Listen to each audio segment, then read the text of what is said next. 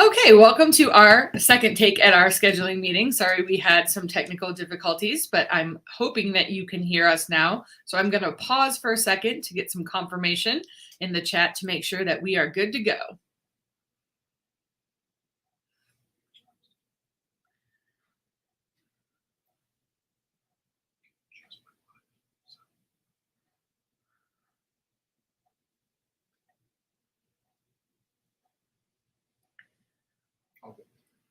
Perfect.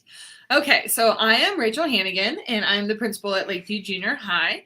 And sitting with me is... I'm Sarah Geiger, school counselor. And so we're going to talk to you guys a little bit today about scheduling for our current 7th graders. We have Ben Baptist, our lead assistant principal, and Ryan Max, our other school counselor, that are here and they're monitoring the chat. So they're going to either be feeding us questions or answering in the chat as we kind of go through this. So what we're going to talk about this evening is our typical day, our bell schedule, which is changing. So it's going to look a little bit different than our current 7th graders are used to.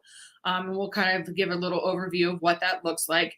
Talk about scheduling, our scheduling hub and the process that we kind of go through scheduling at Lakeview. We started this on Monday with the students, so they are in full scheduling mode right now. We're going to talk about our classes. We have core classes and electives, and we'll talk about what we do with each of those two categories.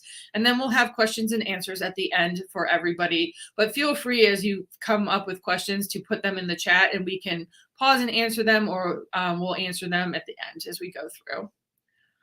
So our typical day is what is going to look a little bit different for the 7th grade going into the 8th grade. Currently, we have a 7-period day, and we are changing to an 8-period day. We have PAW time and E&I between 2nd and 3rd period now, which will give the kids a little bit of a break from some of their core classes. And then they go on to more classes or lunch. We have 5 lunch periods next year. They will have one of those 5, and it could change by quarter depending on the elective classes that they are selecting. And you'll notice that we do have a early start time, 7:15, same start time, 2:10, same end time. So hopefully they're used to getting up early and getting ready to go. So that's a little bit of what is different. E&I used to be connected to lunch. It is this year, but it was getting taken out of lunch and connected to PAW time next year. So we'll talk a little bit about what that looks like as well. So when we're looking at the 8-period day, this is kind of what you're going to see. We have our core classes. They're going to be the same all year. So if they have social studies first period, they will be in social studies all year long. What's going to change a little bit is if you look at some of those elective classes. We have elective classes that are year-long classes. We have some elective classes that will last for 2 quarters, and we have some elective classes that last for 1 quarter. So depending on the courses they select, depends on kind of what their schedule will look like. But if it's a core course, it's going to be the same all year long. And so we have kids that are going to be selecting elective classes. We've also loaded study halls in, so they could have 1 study hall every quarter as well. And that could change depending on elective classes as well, because sometimes our electives are not available every period. So they might be bouncing around a little bit between lunch, electives, and study hall during their day. And then we have PAW time. So our PAW time is what usually starts our day right now, and it's going to be between 2nd and 3rd period next year, and it's going to be combined with E&I. So during PAW, think of it as kind of a homeroom check-in. So they're going to have the same PAW teacher all year long. It's going to be like their home base. We do a lot of different things in PAW time. We have some conversations. We do some activities. We do some scheduling presentations in there. We do some classroom lessons, and we just kind of use it for SEL and relationship building. It's not a grade. It's not associated with any kind of grade. So it's just a time for the kids to kind of be themselves, build relationships with not only the kids in PAW time, but as well as the teachers and the staff that are in those rooms. PAW time is also now connected to E&I. So you're going to have some SEL activities, and then you're going to go to your enrichment and intervention time as well. We'll all be in the same class, but say a kid needs help, they were absent, they're behind in math class, they got comments on an essay and they want to go see a teacher to see how they can edit or change their essay. E&I is going to be the time to do that, because every student is in PAW time and E&I at the same time next year, which is a little bit different because right now they're not. So that'll be a little more beneficial to our students so that they can get some supports from that time. So scheduling is Mrs. Geiger's specialty, so I'm going to hand it over to her. And looking at what we're doing for scheduling, just some of the basics and background information. When you go ahead and log into Infinite Campus, you'll see that your core classes, that's math, science, English, and social studies, are pre-registered for you. So you get to choose the elective classes. Those are the classes that you want to try. And we encourage you to try something that you think you might be interested in, because junior high gives you a great opportunity to register for and try some of those elective classes. You'll also notice that your study hall classes are entered in there along with your lunch. If you have any questions about the core classes when it comes to gifted placement services, please reach out to Todd Stanley or Leanne Ross, and they can help you with that. And then other questions, you may want to start with the scheduling hub. This is a place where you can get a lot of information on one page. At the top, it will give you some links that you can go to so that you can see how to schedule, what the timeline looks like, and give you more information about the classes that are offered. And as you're looking at the classes that are offered, you can click on the elective videos to find out a little bit more about what that looks like in the classroom. You'll see that some of the videos don't have links, however, and that's because we get to offer so many new electives next year. So we don't have videos for those ones yet, but if they sound interesting to you, that would be a great thing to sign up for. And the scheduling hub is in several locations, just so you know. I did send the link out earlier this evening. It is linked on the timeline that was sent out to you and to the students, and it's also on the Lakeview homepage as well. So you can get there through courses and registration.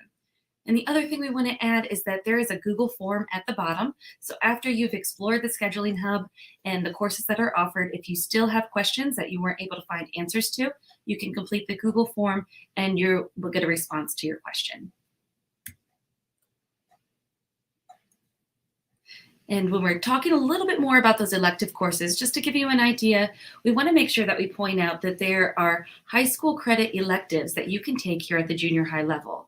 So there are some that are semester electives, just like Mrs. Hannigan mentioned earlier, that some classes are quarters, some semesters, and some year-long electives. So theater and phys ed 9, or high school phys ed, are classes that are offered for a semester or 2 quarters. Year-long electives like Spanish 1, Spanish 2, and now French 1 for 7th graders that are going into 8th grade are able to take those classes for an entire year of your elective period. And while we're talking about high school credit classes, we think it's very important to note that this impacts your high school GPA. You get the same content, pacing, and standards as they have at the high school level. There is a 10-day grace period if you do decide that you need to drop, and a pass-fail option where you can take up to 1 semester-long elective per year. And core classes and year-long electives are not eligible for pass-fail, however. We want to make sure to point out that the transition to junior high or to 8th grade can be a big one. And so if you found that you are ready to study for your high school classes, remembering that it goes into your GPA, then you may be ready to try one of the high school classes. So when we're talking about our scheduling timeline, we do have a deadline for entering our request. It is Friday, March 11th. There's nothing that the students have to do after they select the classes. There's no save button or everything. They'll be entered in there. And then after that deadline, we are going to send out a course verification through email. It will come through like the PLSD Infinite Campus email.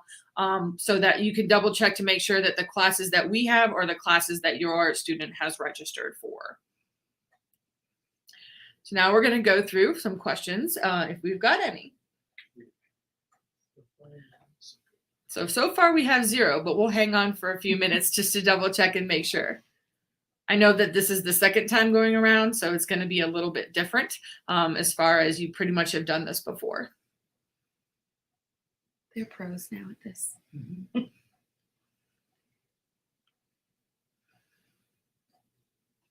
Remember, as you're exploring the scheduling hub, if you do come up with more questions, you can fill out the form at the bottom of that hub so that you can get your specific questions responded to as well.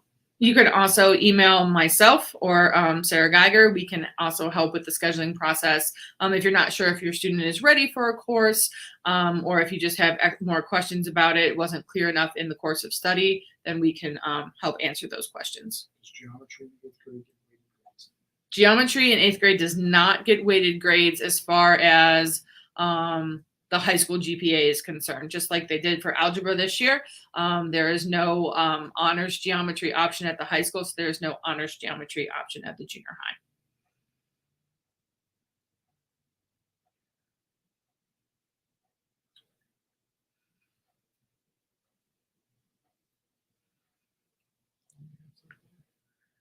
We'll hang on to see if anyone has questions for another minute or so, and if we do, then Can we're you good. explain a little bit more about studies? So study halls are something that our students have asked for in the past. So study halls would be one period every quarter, and it doesn't have to be every quarter, where the students have time to work on their homework. It will not be, they will have no other assignments. They can just work on classwork that needs to be done. It's a little bit different than PAW and E&I, as E&I time is enrichment and intervention, and it is directed by the teachers as far as what they need to be working on, or if they need extra help or interventions, then they get to do those in that time. Study hall is student guided. It's whatever that they need to work on. If your child is an athlete or is very busy after school, this would be a good time for them to be able to get some of their classwork completed and turned in. Once the schedule is submitted, will we be able to change it at a later date before the students start 10th grade?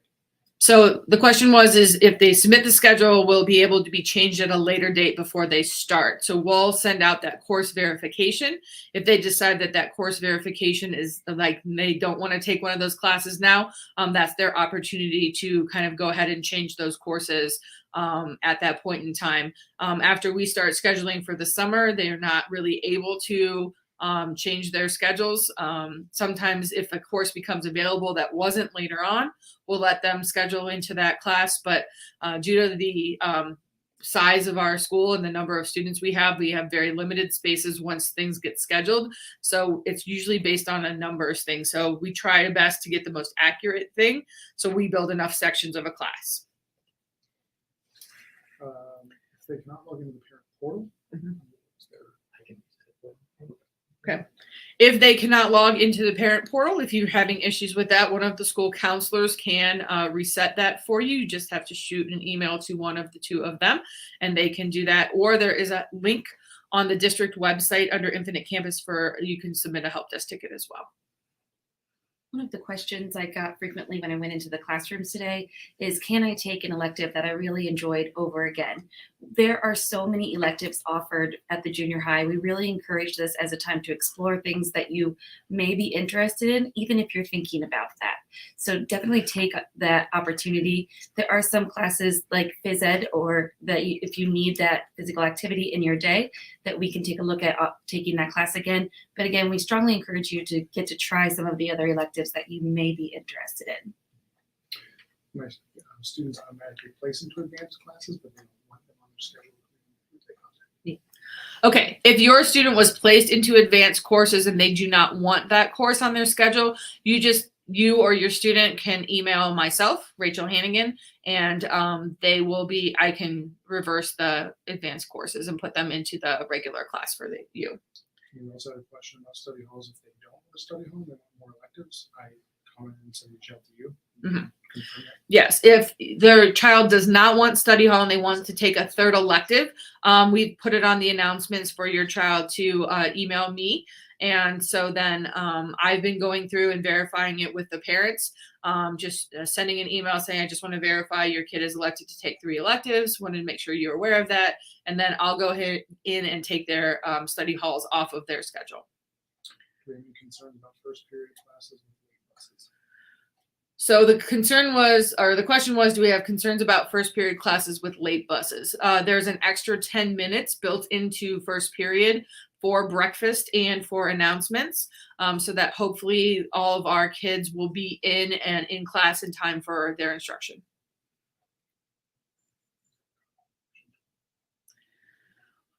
They're caught up on questions right now, so we're going to hang out for another minute or two to make sure there are no further questions. So if you've got them, go ahead and put them in the chat. Early lunch. Is there any chance that lunch times will be adjusted? 9:47 seems really early. There's a question about early lunch. 9:47 seems to be an early time for lunch. Because of the constraints of our day, that is when we can start our lunches, but we start early in the day. So if you think about it, the student bus time is 6:30. So if they're eating breakfast at home, they're probably eating around 6 o'clock. So 9:45 is almost 4 hours later for them to be able to eat lunch. But we can also try to look at adjusting it if possible. It's basically how many kids we can fit in our cafeteria at one given time. The other thing is if they have an early lunch, a lot of times they can work with their teachers later on in the day to have a granola bar, eat a snack or something so that they're not starving by the time they get home. Or if they're headed on to athletics, they will have snacks, or they can purchase snacks from the school store or bring snacks to have at study tables before they go to practice.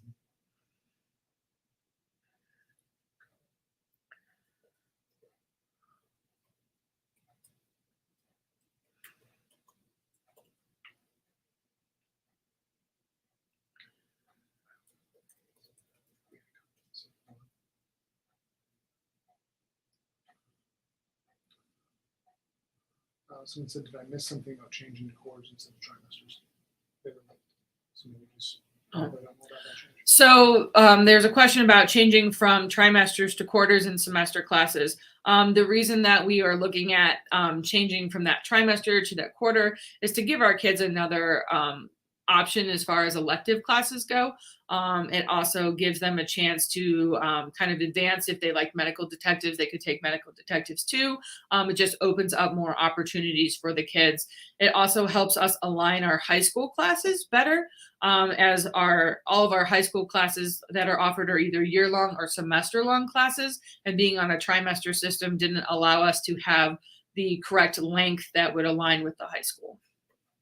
Are there more lunch spaces available now? COVID restrictions are the same. Right now we have 6 kids at a table for lunch. There was a question about lunch spaces available in the cafeteria. We have 6 kids at a table. We can go up to 8 students at a table. So we can put more students in the cafeteria. We can also look at putting tables a little bit closer together. So we could add a couple more tables in the cafeteria. So we can add additional students into each lunch period. And we also have a little more time now to get kids through the line as well, given that it's more than a 30-minute period.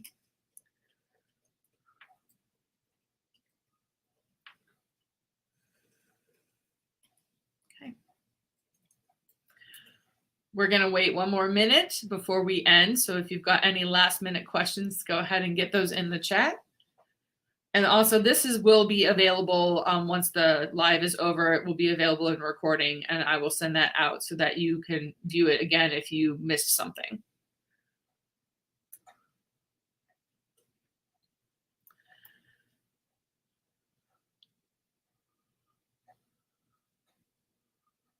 Okay, I think that is all as far as chats are concerned, and there seems to be no more questions. So thanks for hanging out with us tonight, and thanks for adjusting to our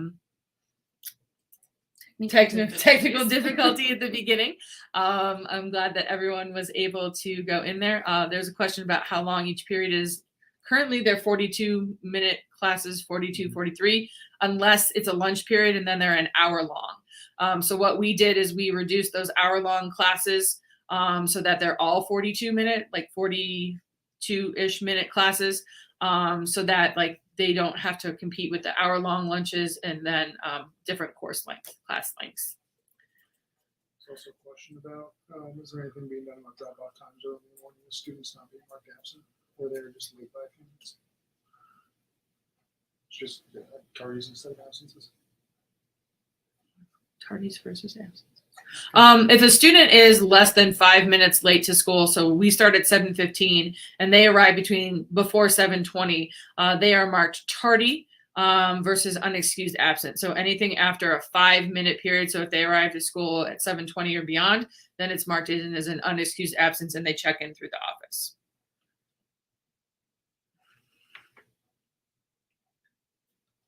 I think we're good. So thank you so much.